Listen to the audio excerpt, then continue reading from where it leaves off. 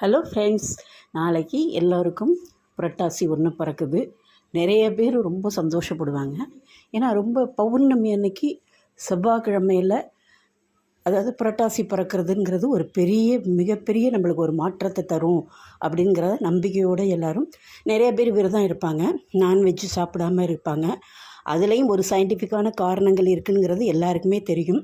புரட்டாசி மாதம் முழுவதும் விரதம் அப்படிங்கிறத விட அதில் சாப்பிடாமல் இருந்தால் நம்மளுடைய ஆரோக்கியமும் மேம்படுங்கிறது ஒரு முக்கியமான ஒரு விஷயந்தான். ஆனால் அந்த புரட்டாசி மாதத்தில் என்ன செய்யணும் அப்படின்னு கேட்டாங்கன்னா, செவ்வாய்க்கிழமை பௌர்ணமினாவே நம்மளுக்கு டக்குன்னு ஞாபகம் வருது என்ன, திருவண்ணாமலை அண்ணாமலையார் தான் ஞாபகம் வருவார். சிவனை தான் நம்ம வழங்குவோம். ரெண்டாவது, எப்போதுமே பௌர்ணமி அந்த நாட்களில் நம்ம நம்மளுடைய குலதெய்வத்தை வணங்குறது மிக மிக மிக ஒரு அற்புதமான ஒரு வைப்ரேஷன், ஒரு நல்ல ஒரு விஷயங்கள் நிறைய தரக்கூடிய ஒரு அற்புதமான நாள். ஃபஸ்ட்டு சிவன் பௌர்ணமிக்கு, ரெண்டாவது நம்ம பௌர்ணமினாவே குலதெய்வத்தை வணங்கணும்.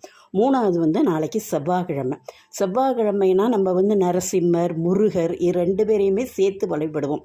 அதாவது புரட்டாசிங்கிறது நாராயணன் வராரு, நரசிம்மர் வராரு, சிவன் வராரு, முருகன் வராரு.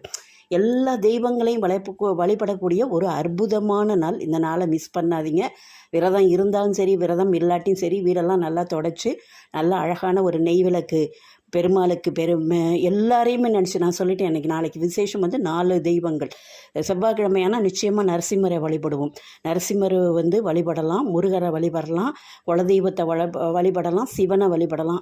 அப்படியே ஒரு அற்புதமான ஒரு சக்தி நம்மளுக்கு நம்ம நினச்சதெல்லாம் நிறைவேறக்கூடிய ஒரு அற்புதமான நாள் தான் நாளைக்கு. அந்த நாளை எல்லாருமே பயன்படுத்திக்கங்க. இதில் உங்களால் என்ன முடியுமோ, ஏன்னா ஃபஸ்ட்டு புரட்டாசி விரதம் இருக்கிறவங்க எத்தனாவது வாரமோ ஒத்தப்படையில் பெருமாளுக்கு சாம்பிராணி போட்டு அவருக்கு நல்ல விதமாக எல்லா வர்க்கானங்கள் அல்லது வடை பாயசத்தோட தடபடலாம் நெய்யில் பொங்கல், அக்கார உடசல் என்னென்ன முடியுமோ அதெல்லாம் செஞ்சு பெருமாள் அசத்திடுவாங்க. அது வேறு விஷயம். நாளைக்கு உங்களால் எதுவுமே முடியாட்டி கல்கண்டு, உலர்ந்த திராட்சை இதெல்லாம் வச்சு நெய் விளக்கேற்றி, அதாவது நம்ம பரிபூர்ணமாக நாராயணன்ட்ட, முருகன்ட்டையும், சிவன்ட்டையும், நம்மளுடைய குலதெய்வத்தையும் 5 தெய்வங்களை ஒன்றாக நிற்கிற ஒரே ஒரு அற்புதமாக நாள். 5 தெய்வங்களுடைய அருள் நம்மளுக்கு பரிபூர்ணமாக கிடச்சிச்சுன்னா நம்மளுக்கு எவ்வளோ பெரிய ஒரு மாற்றம் வாழ்க்கையில் ஏற்படுங்கிறத உங்களுக்கு நிச்சயமாக தெரியும். குலதெய்வத்தை வழிபடுறோம், சிவனை வழிபடுறோம், முருகனை வழிபடுறோம், நரசிம்மரை வழிபடுறோம்.